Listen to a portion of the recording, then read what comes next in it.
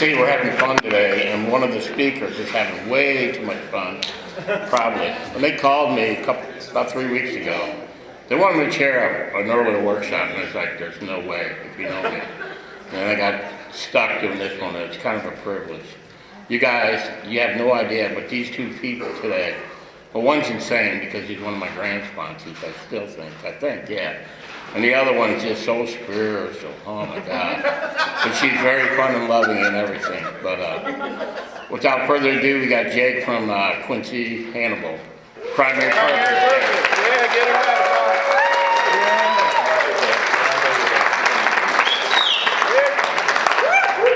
Can I just get one more moment of silence just to get there?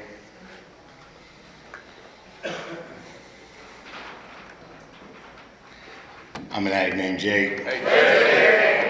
So they called me and they said, you'll be speaking on, or they asked me if I wanted to speak and didn't ask topic or anything like that. And they said, no matter what club. And I was like, that's a tough one.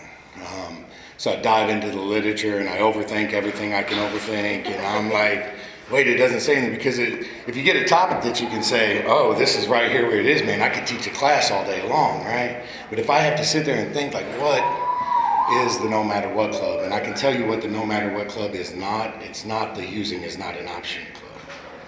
You know, we buried addicts that said using wasn't an option. And it hurts every time we lose someone around here. And I've noticed that the people that keep coming back, keep showing up, go to meetings, are at region, are at area service committees, are sponsoring people, are doing all the things that this program suggests, they stay clean. And I always thought, you know, I heard like No Matter What Club, I was like waiting for like a badge in the mail, like you finally made it, the No Matter What Club. And just sitting in this workshop, you're not gonna get one of those, I'm just saying, like if that's what you showed up for. And I believe deeply in the principle of unity of this program, right? And that none of us are on a higher level or a lower level than anyone else in this room. At any given day, the newcomer can save my life. And a lot of times when I get to jump up out of my seat in my home group and run over to somebody and be the biggest, hairiest guy in the room hugging them for the first time, and they're like, what's going on? And I'm like, yep, you made it home. I love them people, man, I love it. And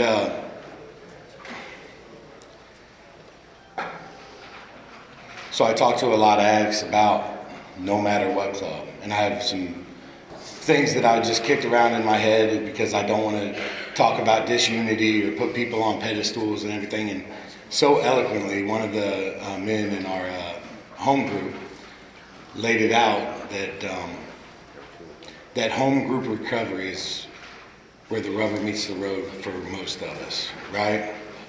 Like these are fun, man. Like I'm having a blast. Me and my wife danced last night like crazy people, and like it's so much fun. But this is a celebration of our recovery. You know, your home group is where recovery meets the road. It's the most important vehicle for carrying the message of Narcotics Anonymous. And my home group is in a small town. And there's a few of us, and we're all super passionate, and a bunch of alpha males sitting around, and our group conscience can get kind of squirrely sometimes, but we all just absolutely love each other. And I think if participating, or if there was it's so hard to share honestly on an arbitrary topic, right? Because the No Matter What Club is completely arbitrary. For each one of us in the room, we have what we know as the No Matter What Club, right? And mine may be a little bit different, and yours may be a little bit different, but honestly for me, the No Matter What Club is the people that when I show up, no matter what, when I call, no matter what, when I feel like I can't make it through something, no matter what, they always answer the phone. And so I called my sponsor, and I was gonna talk to him about the No Matter What Club, and where angels fear to tread, Rich goes ahead. you know. And he starts rattling off things, you know, and a lot of the things that they made it through in recovery, or that he's made it through in recovery and didn't pick up and didn't use. And I'm like, yeah, that's the No Matter What Club. And then I got to thinking about some of the things that personally, and my clean date is September 26, 2013. Yeah.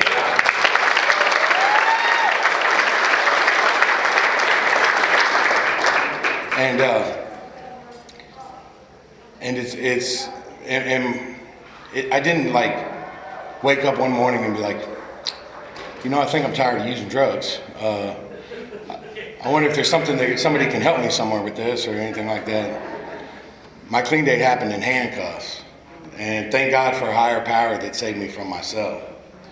You know, and had that not have happened, I wouldn't be here today. But a lot of things since I started coming to NA, I did a couple years in prison, but when I started coming to NA, man, things got really, really good. And I don't want to brag on the gifts or say that this is what you're going to get, because that's not what this program promises. But things got really, really good for me. And I've seen more people relapse when things get good than when they went bad. You know, you get that good job, you get those kids back, you get all the gifts that this program has to offer, but don't work on any of the spiritual principles and can't handle all the gifts. And man, for the small community that we're out of, I think like 3 suicides, 5 overdoses, a couple murders, like painful things that the No Matter What Club kept showing up for.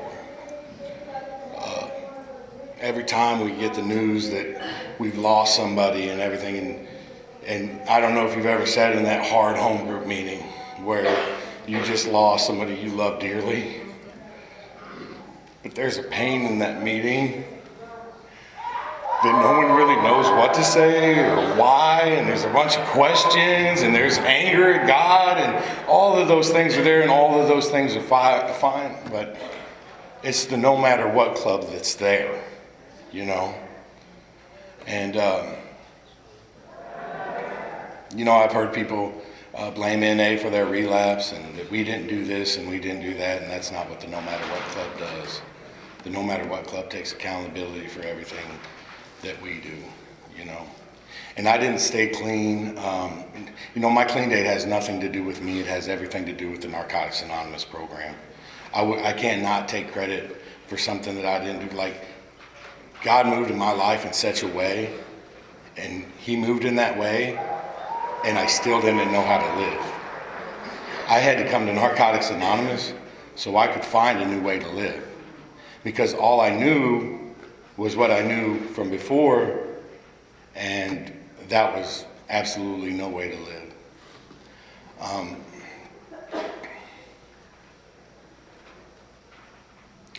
If you're wondering, you know, how you get to be a part of this club, I would go, well, whatever regional service committee, talk to those people, you know what I mean, that you're sitting on, right?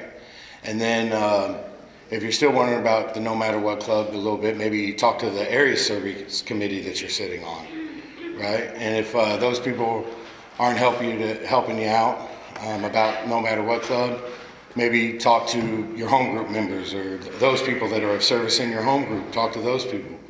If that's not working, maybe even, you know, give your sponsor a call. Talk to them about the No Matter What Club.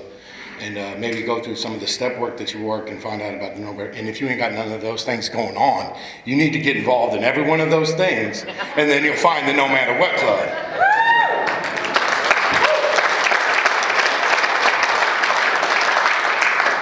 My first sponsor got tattooed No Matter What, and I love that guy. He looks like Fabio. He's in the room now. and I love that guy, and he stuck around, worked the program. A little bit about it though, I had to change sponsors because dove into the program at such a rapid rate and worked steps so fast. He was only so far in the steps. I matched him, and then I had to work steps, so I got another sponsor, and everything's fine. Everybody loves everybody, but that's a tough thing, having to switch sponsors and stuff like that. You know, anybody that cares, really cares about recovery around here does not take any of that stuff personal. You know what I mean? Everybody just wants to see everybody. The No Matter What Club is always pushing people to do better. You guys push me to do better. I could wrap up or talk about, you know, what it really hit me is that having had a spiritual awakening as a result of these steps, we carry this message out, you know, practice principles in all of our affairs. See, I think the 12-step really encapsulates what the No Matter What Club is. And this program is absolutely about not taking drugs, but it's also about having that spiritual awakening. The spiritual awakening and the way I feel in my spirit every day when I wake up means I don't have to smoke my breakfast, which is great, right? Right. The spiritual awakening that I had is when I stub my toe, I don't need Oxycontin. You know what I mean? Like, I can make it through pain in my life without having to use, okay? Because of this program, not anything I did, because of this program. Because if we want to put it on a scale, like addicts, this addict is so good at justifying and rationalization, I could take a stub toe and make it equal the worst thing that ever happened to any one of you guys' life. Right, and justify and rationalize it and everything like that. So none of this stuff is on a scale. You know what I mean? We are all together in this program, and all of us together equal the No Matter What Club.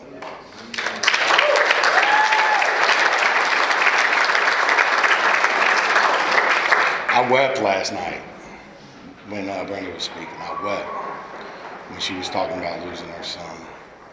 And the reason I wept is because God forbid that any one of us would say that because of her relapse and that point in her life that disqualified her from the No Matter What Club today. Absolutely not.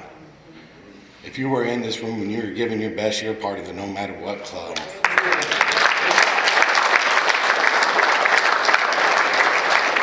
And one of my guys, I said, I'm speaking on the No Matter What Club, and I really don't like that. He said, Jake, you just hate cliches. And he's absolutely right. Some of the cliches around here, like, I'm cool with them, but some of them aren't so spiritual. Like, if Kevin would have said to me, work the steps to die, you MFer, I'd have been like, dude, came out of prison, not really feeling that. You know what I mean? Like, and if you love me, I don't really feel like you should talk to me that way.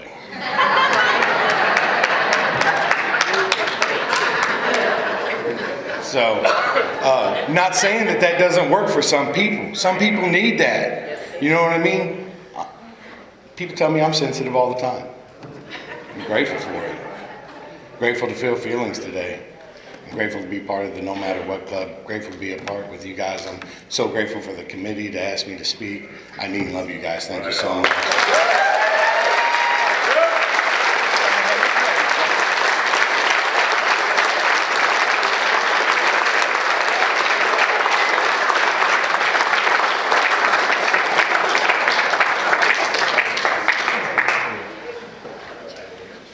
I gotta be on my best behavior. My sponsor's in the room now. I'm a grand sponsor.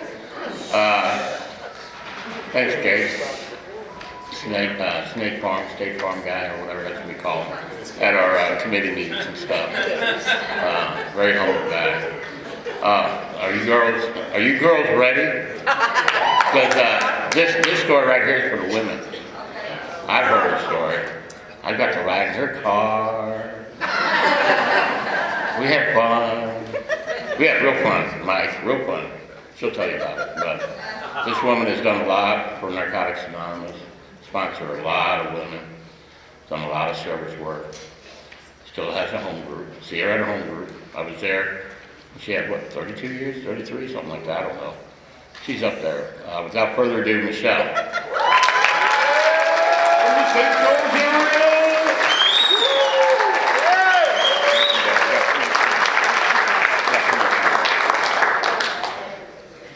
You got 45 minutes, girl.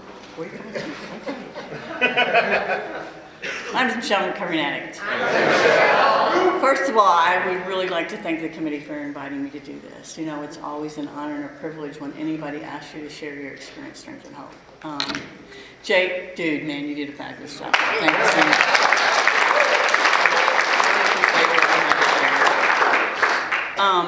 And next, I would like to take a moment, because I don't care how much time you got, like when you get up here, like my heart is beating out of my chest, right?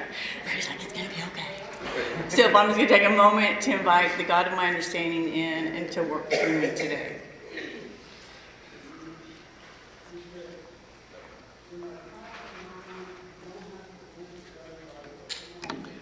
All right, so my name is Michelle, I'm a recovering addict.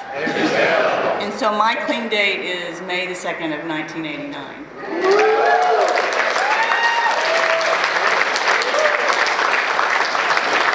And here's the deal, I've never had to use. I went to treatment one time, and I've never had to use since then.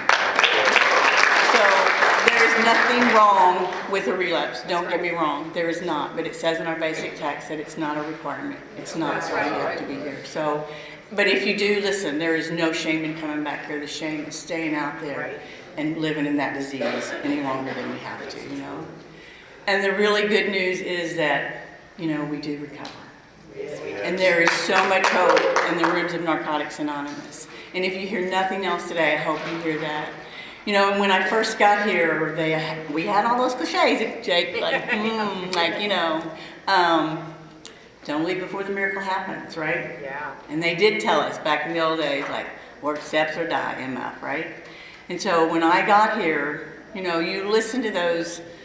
So when I was in treatment, and I went to Bridgeway to treatment in Springfield, Missouri, and I lived in Kansas City and did dope up there, right? And a couple things, so like, I have biracial children. My first husband was African American, and this was back in the 80s that I had my kids. So it was very prejudiced. And so I came to Springfield, and there was one black dude, and it was really weird because like I've just been around all black people for a long period of time in my active addiction, right? So that was really weird to me, and I looked at him like, what are these people gonna do for me, right?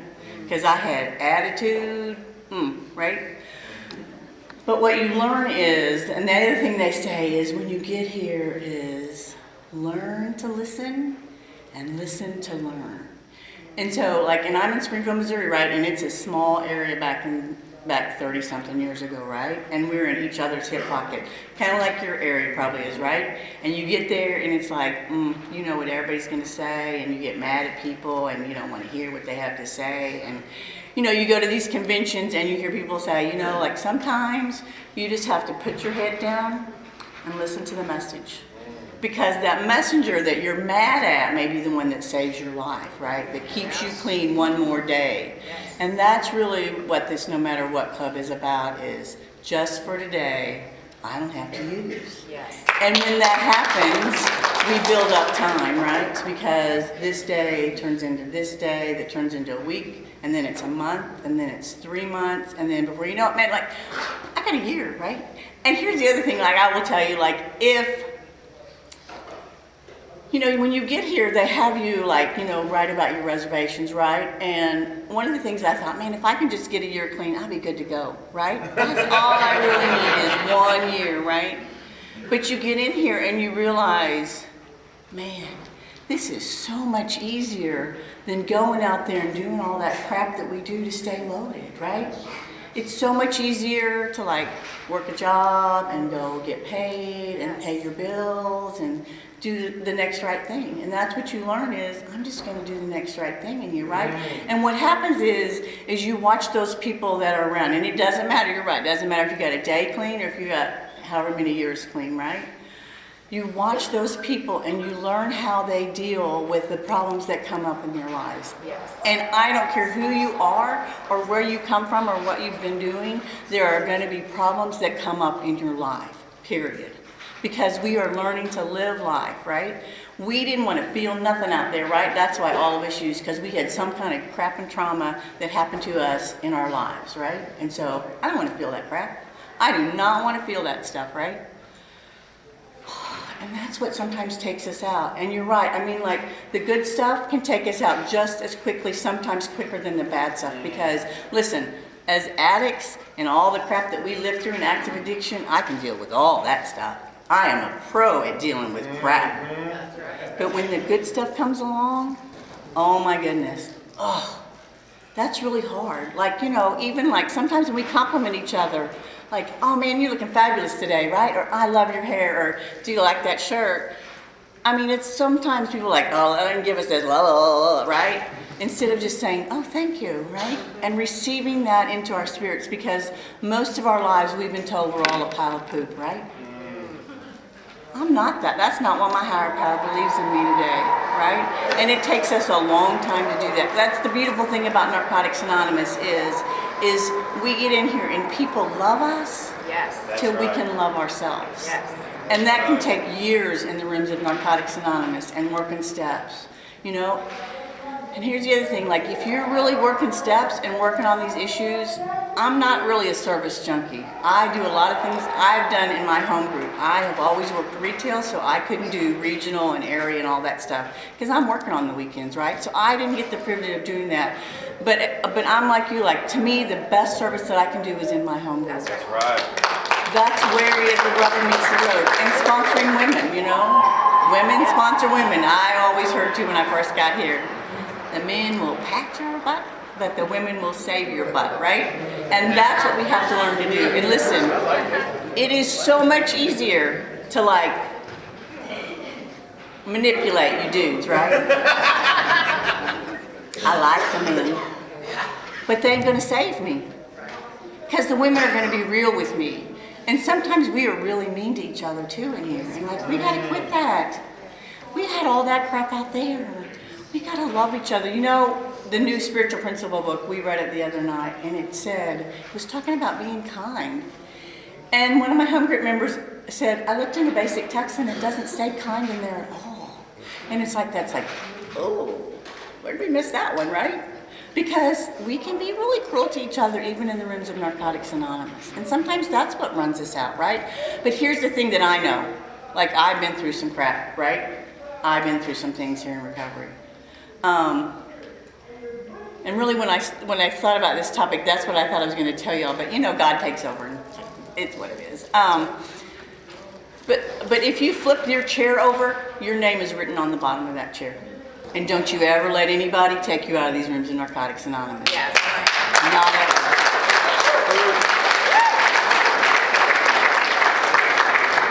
Because here's the dues that I paid to be here in the rooms of Narcotics. I stole my children's childhood. That's what I did. That's the dues that I paid. Yes. Right? And my children paid. And that would not be fair to them that I walk out of here and go use again. Because I robbed them of that. And I have to live with that every day of my life. But because I have a God of my understanding that gives me grace, right? Yes. That loves me unconditionally, then I can learn to give you guys grace, right?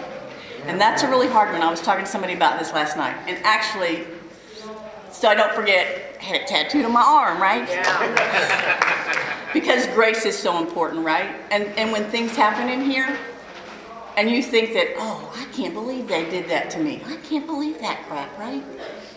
And it will be people that you love the most that will hurt you the most in these rooms. But you know what? I'm here. No matter what happens, I am here. Go on with your bad selves. I'm still going to be here. And you're still going to have to look at my face and deal with me on a daily basis right here in Narcotics Anonymous, right? So I will tell you, when I first got here, I was married, right? And I married my first husband twice because I really tried to work that out, right? Craziness, insane, right? And so I got into a relationship. I cut the end of my finger off when I had about 3 months clean, and I went in and they did some surgery, and I'm like crying, right? Crying. And he's like, oh, honey, it's all right. And I said, you don't understand. I'm a recovering addict, and I don't want to have to use again. And when they did that, my ears were ringing just like I'd been smoking crack. So that was my deal there, you know. I got married with a year and a month clean, and I married another, person in the rooms, and he had 2 little kids, and we put these 4 little kids together, and I thought I was just gonna, live in this little white house with a white picket fence, and we would raise these kids, and we had 4 little addicts living with us. Because that's that addict behavior, right? Like, I'm one of these people. Don't you ever be mean to these little kids, because these little kids we've drugged them through all kinds of crap. And we got to love these little babies, you know. And if we love them correctly, when they need us, they'll come back through those doors because a lot of them will have to come through these doors, right? And I may not be able to help my kids, but I can help your kids. And that's the way this deal works.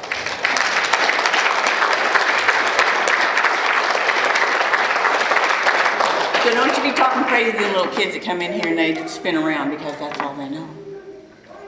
That's all they know. And I will stand up for them, and I will fight tooth and toenail, because that's what we got to do for each other, right? Our little kids didn't ask to be born into this crap. And the other reason why I'm here is because I want my children to have a different life than what I did, right? So I want to talk about that for a minute. Okay, so having biracial children, and we're in Springfield, Missouri, and then we move out to Republic, right? And it's pretty prejudiced down in that area. That's why I finally moved to St. Louis after I met another guy, but then that's another story. Anyway. Plenty of time. Dudes are really kind of part of my addiction too. So, you may hear that little da-da-da through here. But anyway, so I'm thinking, like, again, you have these ideas when you come to the rooms of Narcotics Anonymous, how life is going to be, right? You're going to get married, and it's going to be this fabulous thing, and and I ended up with a black eye and stitches because he'd hit me, right? And I thought, not in the rooms of Narcotics Anonymous will that happen, and it did, right?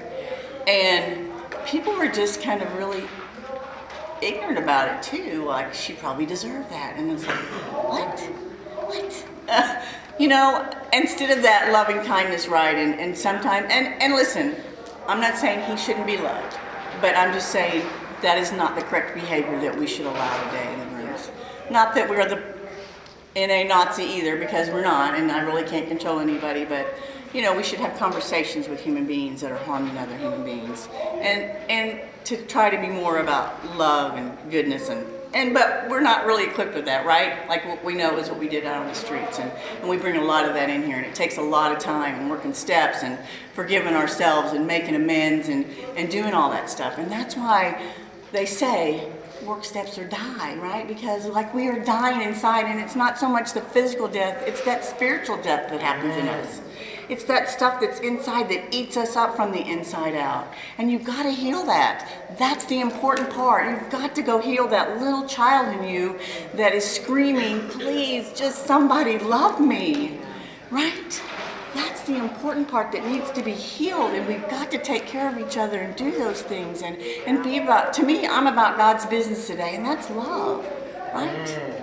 Let's just love each other, right? Let's meet each, like, in Narcotics Anonymous, we learn to meet each other right where they're at. Now, do we always like it? Not so much. But we do, because we know that's what we all need, right? Yeah. I cannot think that, listen, I did some crazy things in my early recovery. We all do. And if you've been here long enough, you will see that over and over again. But we go forward. We try to do better the next time. That's the whole point of that inventory, is next time I'm going to do this better. I'm not going to do those things, right? So I get divorced from this first husband, my kids deal with lots of issues in school, and I'm always dealing with something, and I'm a cuckoo crazy mom. I'm that mama bear. Like, don't you talk no smack to my kids, because I'll be up there in a heartbeat. And I've gone to schools a lot of times, and it was really interesting when my daughter was in, I think she was in 6th or 7th grade, and one of my good friend's daughter was in the same school with her, right? And this little girl had like 3 little cigarettes in her purse, and they expelled her. And then my daughter came home and she said, Mom, like, this little kid threatened to kill all of the black kids in the school. And I'm like, and what did the school do? And she's like, nothing. Oh, Lord, why did she tell me that? So my dad was the counselor in my hometown in the school system, and so like, you know, I've been around all of that. So I didn't go to the principal. I went to the superintendent in Springfield, and I said, listen. I said, this is what happened, and they didn't do anything. And I said, and I'm like, I know I got all you guys right. I'm like, you really don't want me to get my people to go picket this school and do signs and call the TV station, do you? They expelled the kid the next day. But I mean, you know, that's the whole thing. You learn to stand up and do the right thing, right? No matter what it is. Because that's what we do here. You know, that's the things that we learn in Narcotics Anonymous is doing the right thing for the right reason, you know? And then, so, you know, and I have sponsored a lot of women in this fellowship. I really love the women in this fellowship, and I think it's very exciting to like be a part of that and watch people grow and change, and sometimes we don't always agree, and that's okay. And sometimes we have to ask for forgiveness on both sides, you know.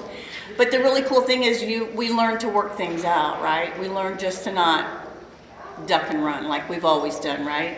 So we're normally fight or flight. That's the way us as human beings are. And so we learn, like, you know, we have to communicate, and we have to learn to talk and do those things with each other. And that's not always easy either, right? It's not always easy to talk about these really tough things. And a lot of times when we share those and get the most vulnerable, and that's always what I fear when I get up here, is like, I'm going to be so vulnerable and people are going to know all this stuff about me, right? But it is who I am, and it makes me who I am. And what I know today is, like, all of these things that we go through, like, if you just sit around and listen to other folks in the rooms of Narcotics Anonymous, you will hear them talk about those things. And if you learn to listen to what the core thing is, not necessarily what the external thing is but what that core thing is that they're talking about. If they're so sad, or they're so angry, or they're so broken, you'll hear your own story in that. And that's what I'm talking about when you learn to listen, is you get the feelings more than you hear the words. And you understand that the pain is pain, whatever it is, whether you're brand new or you got 40 years clean, right? It's still, we all deal with pain. You know, there's things that like when you first get here is like, well, if this happens, I would probably use. If this happens, I would, and we make a list, right?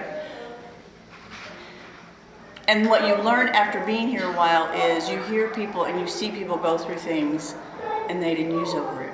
And that's where your hope shot is. Because if they can go through this, and I've seen people lose their children, whether it's whatever it is, right? I've lost my parents. I've lost my sister. My sister was 50 years old. Listen, I'm the only one in the family that's got this disease. And so at 42, she was diagnosed with breast cancer. And she lived in San Antonio, Texas, and she was so normal. She was so religious. Like, she had never even drank. And like, even in her cancer, she wouldn't take any pain pills because of me, right? She's like, no, I'm not getting addicted to drugs. That's what happened to my sister. Okay. So she dealt with cancer for 8 years, right? And she went and did all kinds of treatment everywhere, right? And so I got a little upset with my higher power because, like, she died and I'm here and I've been cuckoo crazy, right? I did all this crap to my body. Like, I've done all these drugs and my kids were grown and, you know, he could have taken me and it would have been good because there would not been all that. And her children were like 16 and 18, 19, I guess. And I wasn't very happy with that. But you understand later down the road. And that's the really cool thing, is if you stay clean through these things, you can look back on something and understand and see how God is working in through all of that, right? And that's the whole thing about being like right here, when you're right in the middle of something and you cannot see and understand what's going on, more will be revealed. Oh, yeah. And it may not be in the next 30 days. It may not be in the next 90 days. It may not be the next year. It may be 5, 10, 15 years down the road that you really understand why all of that happened, right? Yeah. So I moved to St. Louis because I'm chasing a dude. Story of my life. Barry G. He's no longer with us. He's going on. Anyway, that didn't work out. So then I moved back to Springfield, and then, I met another dude, right? So then I moved back to St. Louis again. And listen, I love that dude with all my heart. And I thought, okay, I'm gonna get it right this time, right? I'm gonna do everything. I'm gonna like put him in front of my sponsees and all of this kind of stuff, right? That didn't work out either. And with that one, like at the end of that, like, so we had clean time. And so like, I think I had 16, 17 and he had 18 or 19, right? Years clean. And he'd grown up in the St. Louis area and I'd come from another area and I hadn't been here as long. And so when that all happened, like I felt like people went his way and not my way, right? And it was the toughest time I really feel like I ever went through in Narcotics Anonymous. And I had sponsees that quit me and went with him and slept with him and, you know, and I hunkered down, right? And I would go to meetings and I would just cry. I told my sponsor, I'm like, listen, I'm just going and crying. She's like, it's okay. Because you know what, us old timers, we get hurt too. So it's all right to go in there and show that you're in pain, right? And then they'll know that it's okay to come to a meeting and show that you're in pain. And so, so that's why these steps are really, really important, because like really, I was very suicidal at that point in time, and I really wanted to die. And you hear about people like with clean time that just blow their heads off, right? Yeah. And that's really what I wanted to do. But I didn't, because I had a God of my understanding, and that's what I really leaned into, right? I leaned into, and I like really just, okay, God, like, you know, and one of the women in particular I had sponsored, and I loved her with all of my heart. And she called me and she said, you know, I'm seeing him, and I'm like, she said, my sponsor said, she had a new sponsor, she said, my sponsor said you can tell me whatever you need to say about it. I said, okay. Are you prepared for what I'm fixing to say to you? Because like, I'm about to die here, right? And what I said is I'm gonna give you grace, sis. Because I needed grace, and I've been you. So now I'm going to have to give you that grace, right? And if you don't need any grace, then don't give no grace, right? But I need grace still to this day. I need some grace. Yeah, right. So, you know, and that's the hardest thing that I really believe that I worked through. And I just wanted, like I said, I wanted to die, and I thought there was nothing else to live for, right? Well, what did I know? Because God had all of this other stuff planned out for me, right?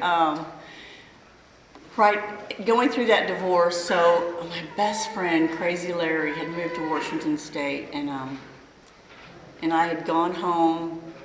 My sister was coming home the last time that she was alive to my parents' house, and I get a call from Teresa, his wife, and Larry had died in his sleep of a heart attack. And she's screaming because she can't get a hold of her mother, and I'm the only one that she can call. And I pull over to the side of the road, and you know, and I take that call. And man, Larry was one of my best friends in St. Louis for a long time when I first got up here, and that dude was crazy. That's why they called him Crazy Larry. But like, he had some really good things to say if you learn to listen to what Larry was saying, you know. And that's the whole thing. Like, we learn to listen. You can be the craziest nut in the room, right? But we're still going to learn something from you because you're sharing your experience, strength, and hope. So share on it. I don't care how crazy you are, right? In those crazy moments, please share what you need to say, because we all need to hear that. Because we need to watch somebody else walk through that stuff.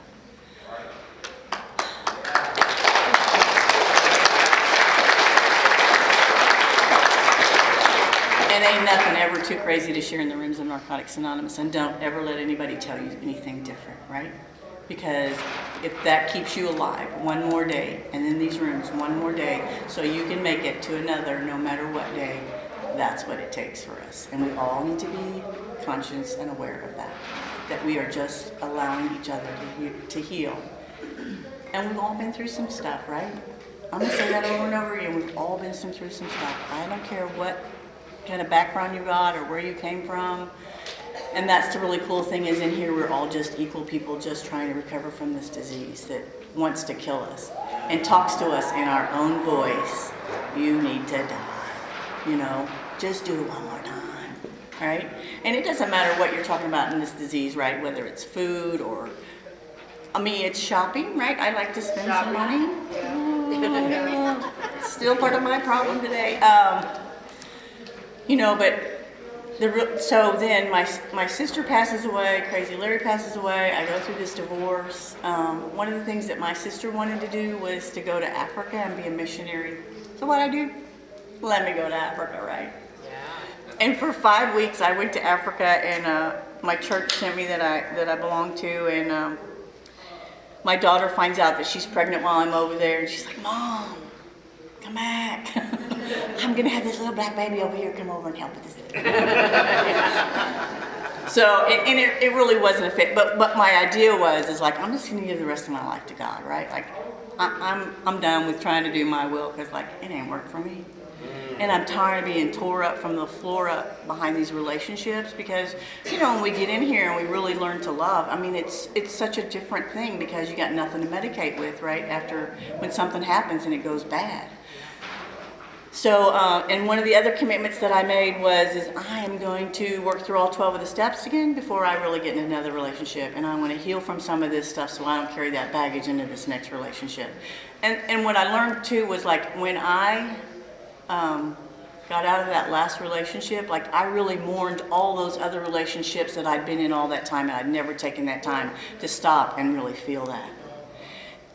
And then in doing that, like you learn to when something happens, you learn to breathe into it and really feel it. Otherwise, you're going to have to deal with it over and over and over and over again. So you might as well just feel it and be done, right? Right.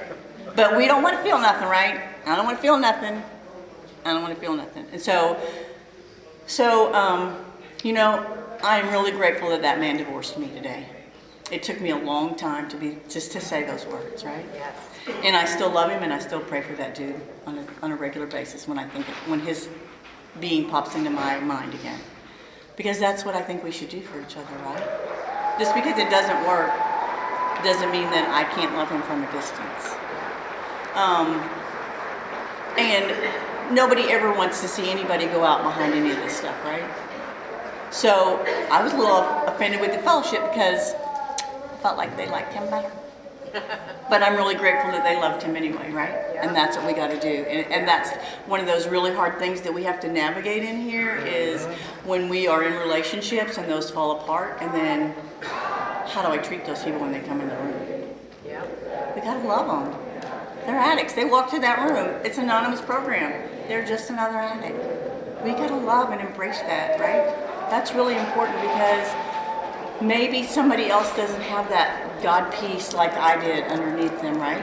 And they're going to need us to do that. So please be mindful of that. We've got to love each other no matter what relationship we're in or out of. Please.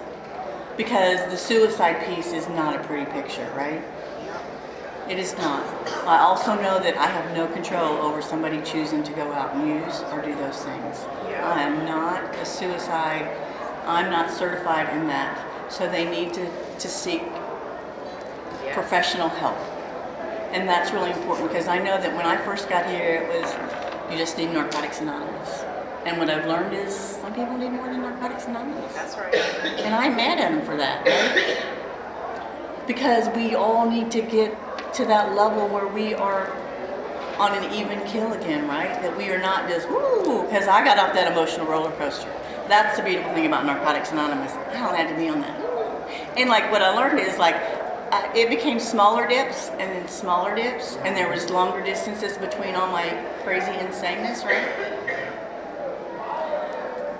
You know, I will tell you one of the toughest things, one of the other really tough things that I have had to watch and endure is watching my own children grow up and the relationships that they get into and the things that have happened to them in their marriages and with having children and those kind of things. So I have 4 granddaughters.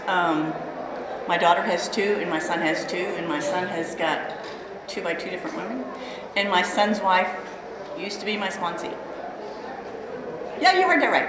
I sponsored her, and like she saw a picture of my son and wanted to meet him, and I said, "Oh no, not till you have a year clean. You can't meet my son till you have a year clean." Because, you know, we cuckoo crazy the first year. So now I have a granddaughter, Marley, that's 12 years old.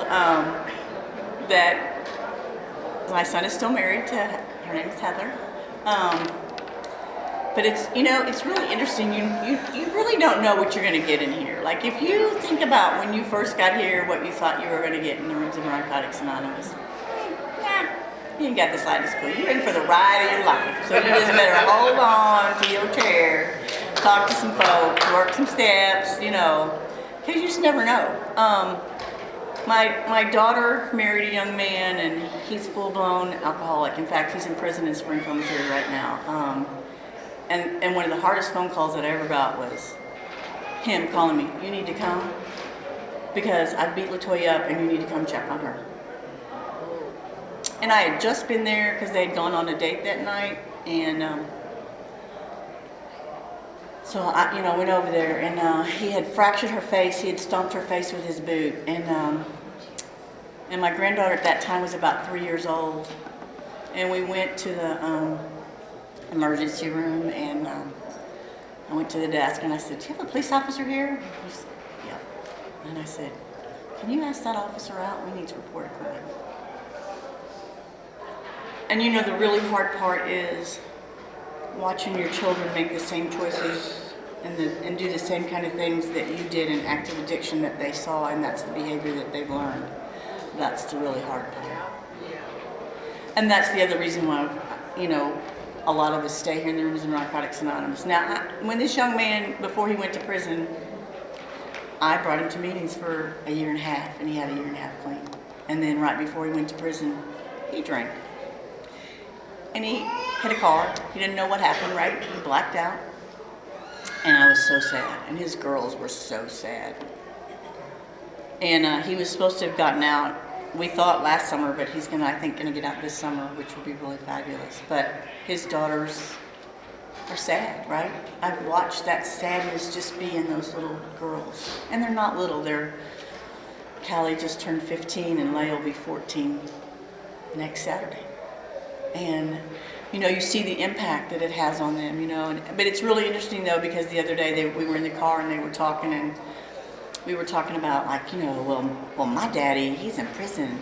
Well, and my daughter's like, well, my mom and dad were both addicts, and you only got one parent that's an addict, so that's progress, right? That's the way I looked at it. That's progress, because my daughter didn't choose to this way of life. She picked somebody with that way of life, and you know, that's kind of what we do. We pick those things that are very similar to us, right? And what we know and what we're comfortable with, instead of doing something different, right? But the really cool thing is I mean, out of all this stuff, I wouldn't change any one of these things that I've been through, because it makes me who I am today. It makes me be more compassionate. It makes me be kinder. It makes me be more loving. It makes me be more forgiving. You know, I really still work on that. You know, my spiritual contact is really, really important to me. And when my parents died, I grieved that a long time. My mom was my very best friend. I called and talked to my mom 2 or 3 times a day. And then I moved home. And listen, I moved home to Aurora, Missouri. It's the most prejudiced place there is, I think, on the face of the planet. And the only reason I did it is because my parents had been so good to me and loved me so much and dedicated their lives to me, right? So how could I say no to that? So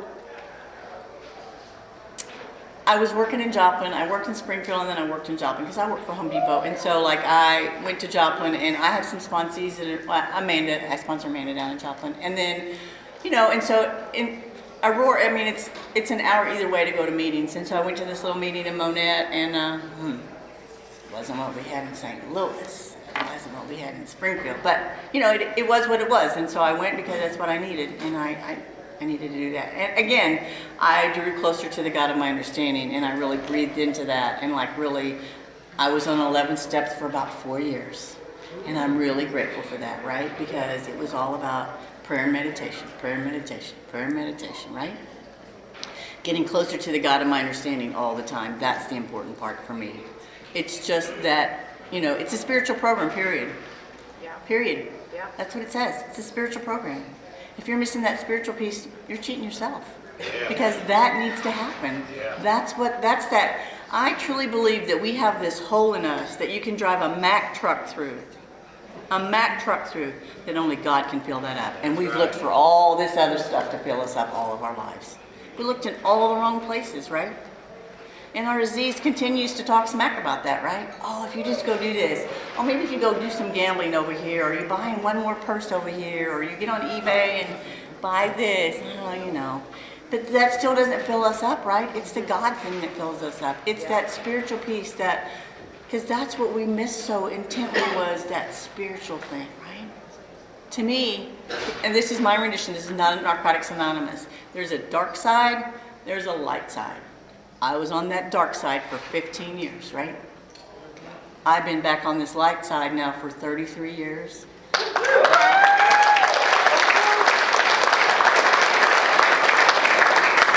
I like this side much better than this side. Because that's the insane, cuckoo, crazy side, right? And I do not want to be there. I want to be just about God's business of love. That's it. And if I'm doing that, that's fabulous. Now listen, I don't always do that. Let me be real honest, right? So I supervise, I'm a front-end supervisor at Home Depot. And I have all these little young cashiers, right? And these people out on the lot, right? And I'm talking to my daughter yesterday, and I'm like, I got 3 kids that are on the spectrum that I'm dealing with. I said, oh, it drives me crazy. She said, oh, but Mom, that's what God's prepared you for. Why'd she have to say that, right? But it was, right? Because having been here in Rims of Narcotics Anonymous, and our children, our children have had great problems because of our addiction, right? So you learn how to deal with all those things. And she's totally 100% correct. I'm right where I'm supposed to be. And sometimes we hate that, whether you're new or you're old. Sometimes you hate that saying when your sponsor says, oh, you're right where you're supposed to be. Because we want to be somewhere else, right? Just to be in the moment, right? Right here, this moment, look at all your beautiful faces. That's where we're at, right? We're going to love each other. We're going to be kind to each other. And sometimes there was a thing about, it was in the daily meditation book about sometimes how us old timers, sometimes we get a little, we build up resentments towards each other sometimes. And you'll see some friction there, right? And we got to let all that go. Because we still need each other. And we need to be able to hear all this stuff and love each other for everything that we do to stay here. It just doesn't matter. Really, all those things that we get upset about and mad about, they're just little piddly things, right? Do we even remember what they were? No. Let's just be about God's business of love. Whether you're new or you're old or you've been here a medium amount of time, whatever, we're still just, when I walk through this room, I'm just another addict, right? I learn from every last one of y'all. And that's the important thing that I need never forget. And that's why I keep coming back. Yes. Thanks for letting me share. I love you.